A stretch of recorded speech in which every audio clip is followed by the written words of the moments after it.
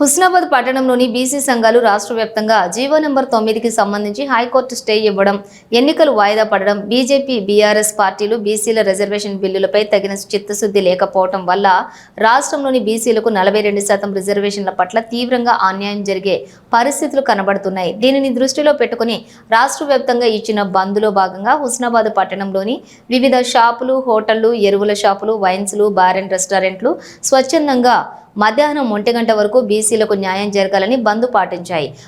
రాష్ట్రంలో బీజేపీ టీఆర్ఎస్లకు చిత్తశుద్ధి ఉంటే జంతర్ మంతర్ వద్ద బీసీల కొరకు ఆమరణ నిరాహార దీక్ష చేయాలని ప్రధానమంత్రి మోడీ అప్పుడు ఎందుకు దిగిరాడో తెలుస్తుందని ఈ సందర్భంగా తెలియజేయడం జరుగుతుంది.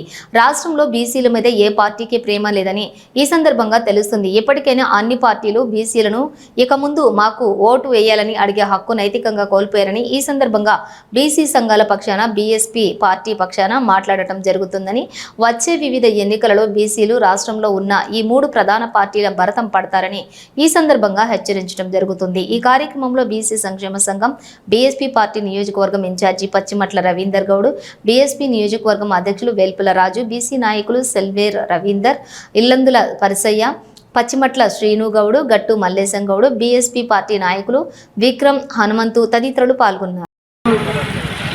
తెలంగాణ రాష్ట్ర వ్యాప్తంగా అన్ని బీసీ సంఘాలు, వివిధ కొన్ని పార్టీలు బీసీ రిజర్వేషన్లకు సంబంధించి జీవో నంబర్ 9 మీద హైకోర్టు స్టే ఇవ్వడం, దానికి సంబంధించి బంద్ను ప్రకటించడం జరిగింది.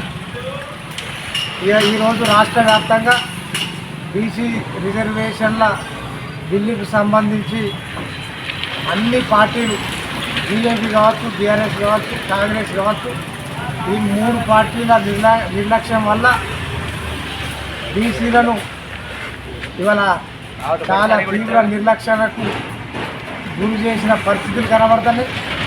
ఇవాళ రాష్ట్ర హైకోర్టులో ఒక దిక్కు జీవో నంబర్ 9 తీసుకుని వచ్చి ఎలక్షన్ నోటిఫికేషన్ ఇచ్చి షెడ్యూల్ ఇచ్చి ఇవాళ హైకోర్టు జడ్జిమెంట్ వల్ల మళ్ళా ఎలక్షన్స్ వాయిదా పడే పరిస్థితి కనబడుతుంది.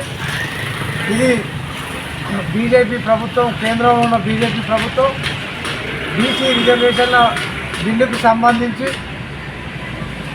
దేశంలో దాదాపు 60% మంది బీసీలు ఉన్నారు.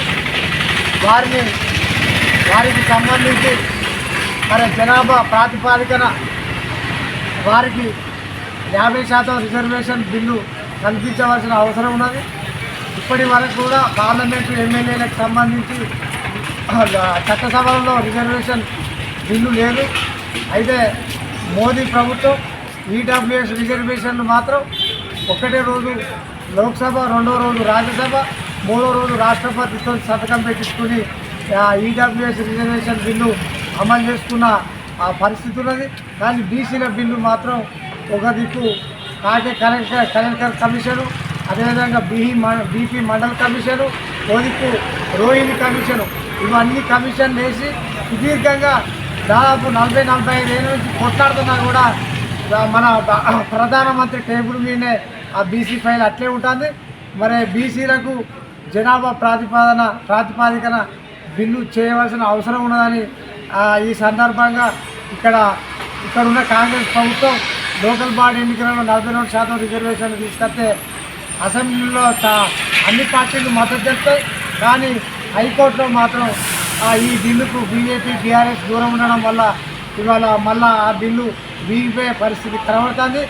అంటే ఇటు విషయంలో ఏమవుతుందంటే మనకు కావాలనే అన్ని పార్టీలు, దేశంలో ఉన్న ప్రధాన పార్టీలు అన్నీ ఇవాళ బీసీల పట్ల ఒక తీవ్రంగా అణచివేత దూరంతో ముందుకు వెళ్తున్నాయి. ఇటు విషయంలో వీళ్ళకు ఈ ప్రధాన పార్టీలకు చిత్తశుద్ధి ఉంటే మరి అన్ని పార్టీల నాయకులు, ఎమ్మెల్యేలు, ఎంపీలు ఢిల్లీకి పోయి ప్రధానమంత్రి ఇంటి దగ్గర మనకు బిల్లు పాస్ అయ్యేలాగా కూర్చుంటే ఎందుకు రావో రిజర్వేషన్లు